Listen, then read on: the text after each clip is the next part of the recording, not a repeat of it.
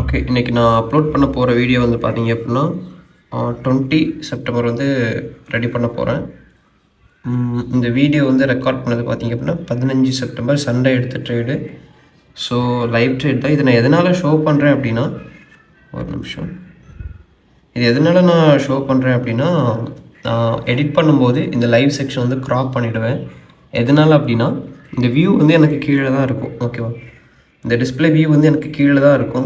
So வந்து பார்த்தீங்க அப்படின்னா, இந்த லைவை ஷோ பண்ண மாதிரி நான் வீடியோ போட்டேன்னு சொல்லும்போது இந்த கீழே இருக்கக்கூடிய விஷயத்தை வந்து யூடியூப் சைஸுக்கு வந்து கரெக்டாக என்னால் க்ராப் பண்ணி எடுக்க முடியாது. ஸோ இந்த விஷயம் தான் உங்களுக்கு ஷோ ஆகும். டாப்பில் இருக்கக்கூடிய விஷயங்களை வந்து க்ராப் பண்ணிடுவேன். ஸோ பார்க்கலாம்.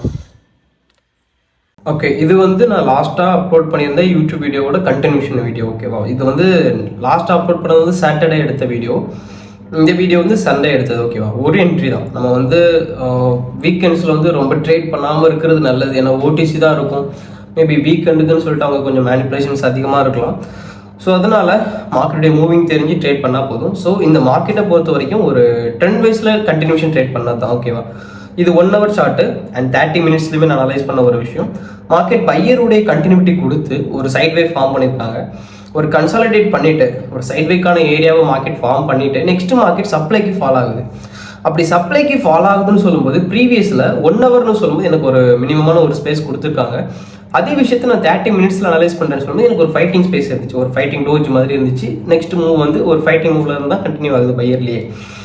அப்போது மார்க்கெட் எனக்கு இப்போ ப்ரெசென்ட் டைமில் ஒரு டவுன் ஃபார்வேர்டில் வந்துட்டு இருக்காங்கன்னு சொல்லும்போது அந்த ஒரு பர்டிகுலரான ஒரு ஃபைட்டிங் ஸ்பேஸ் நம்ம 30 minutesல பார்க்கும்போது ஒரு டோஜ் மாதிரி இருந்திருக்கும்.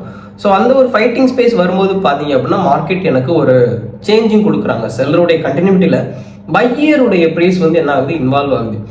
அப்போது ஒரு டவுன் ட்ரெண்டுன்னு சொல்லும்போது அங்கே பையருடைய ப்ரைஸ் வேல்யூ கண்டினியூ பண்ணுறாங்க அப்படின்னா மார்க்கெட் அந்த பையருடைய மொமெண்டமாக சேஞ்ச் பண்ணி கண்டினியூ பண்ண விட மாட்டாங்க, பையரை டாமினேட் பண்ணுவாங்க. ஸோ இந்த ஸ்பேஸில் எனக்கு தேவையானது எல்லாமே இப்போ வரக்கூடிய ஸ்பேஸ் செல்லருடைய கண்டினியூஷன்.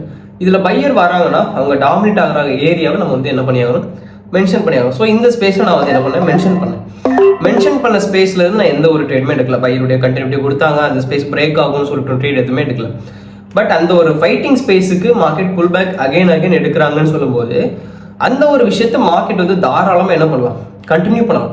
ஸோ கண்டினியூ பண்ணக்கூடிய ஏரியாவில் வந்து நம்மளால் ஒரு ட்ரேட் மூவ் பண்ணிட முடியும்.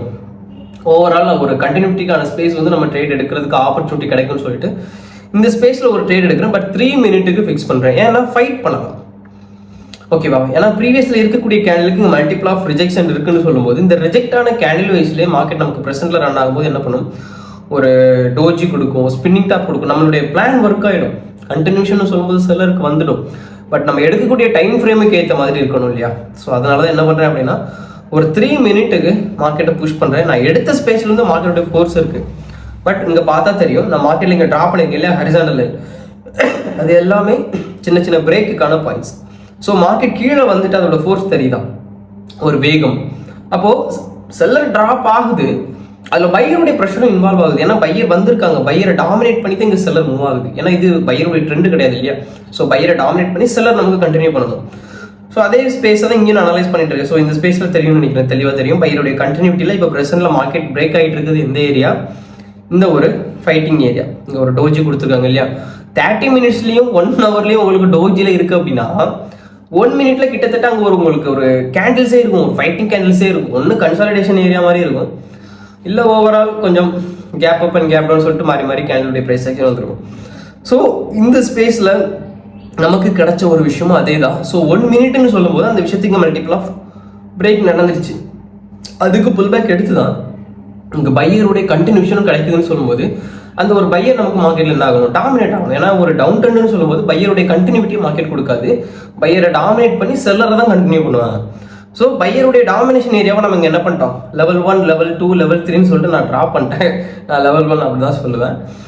Higher low, lower and high, lower and low அப்படி சொல்லிக்கலாம்.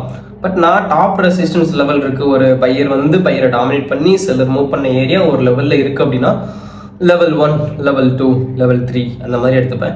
ஸோ எனக்கு level 3 கொடுத்துட்டு மார்க்கெட்டுடைய கண்டினியூஷன் கொடுக்கணும், செல்லுடைய ட்ராப் இருக்கணும். அட் த சேம் இந்த ஸ்பேஸில் நான் ட்ரேட் எடுக்கிறதுக்கு 3 minute எடுக்கிறதுக்கான ரீசன் ஃபைட்டிங்காக. ஸோ அதனால தான் நான் இந்த ஸ்பேஸில் என்ன பண்ணிட்டேன், 3 minute மூவ் பண்ணிட்டேன். இஃப் எனக்கு இது லாஸ் ஆகுது அப்படின்னாலுமே இந்த டைமில் இதுக்கு மேலே நான் ட்ரேட் போக மாட்டேன். ஒரு என்ட்ரி தான், ஐ மீன் ஒரு என்ட்ரி தான், பட் டபுள் கிளிக் நான் எடுத்தது. ஓகேவா? ஸோ இந்த ஸ்பேஸில் இந்த ஒரு ட்ரேடை நான் க்ளோஸ் பண்ணிட்டேன். இனி நெக்ஸ்ட் ட்ரேட் வந்து இனி இந்த வித்ட்ராவல் ஃபினிஷ் பண்ணதுக்கப்புறம் தான் இந்த வீக், ஐ மீன் இப்போது கண்டினியூ பண்ணிட்டு இருக்கக்கூடிய வீக் வந்து வித்ட்ராவல் கண்டினியூ பண்ணுவேன். அந்த வித்ட்ராவல் க்ளோஸ் ஆகுதுன்னு சொல்லும்போது, ஏன்னா இப்போ வந்து யூபிஐயில் வந்து கொஞ்சம் சின்ன சின்ன பிரச்சனை இருக்குது. குரூப்பில் மெம்பர்ஸுமே சொல்கிறது டைம் எடுக்குது அந்த மாதிரி சொல்கிறாங்க. எனக்குமே அதே தான். முன்னாடியெல்லாம் ஒரு 7 to 10 ஹவர்ஸில் வந்துடும். இப்போ வந்து பார்த்தீங்க அப்படின்னா ஒரு சம்டைம்ஸ் 1 day எடுக்கும். 1 day எடுத்ததுமே எனக்கு செல்ஃப் வெரிஃபிகேஷன் கேட்பாங்க. செல்ஃப் வெரிஃபிகேஷன் கேட்கும்போது அகைன் வெரிஃபை பண்ணுவேன். வெரிஃபை பண்ணும்போது கொஞ்சம் சரியாயிடும். அதுக்கப்புறம் பிரச்சனை வரல. ஏன்னா லாஸ்ட் டைம் வித்ட்ரா பண்ணும்போது கிட்டத்தட்ட ஒரு 4-5 தடவை செல்ஃப் வெரிஃபிகேஷன் பண்ணிட்டேன். என்ன பார்த்தா ரோபோட் மாதிரி இருக்கானோ தெரியல, பட் 4-5 தடவை செல்ஃப் வெரிஃபிகேஷன் பண்ணிட்டேன்.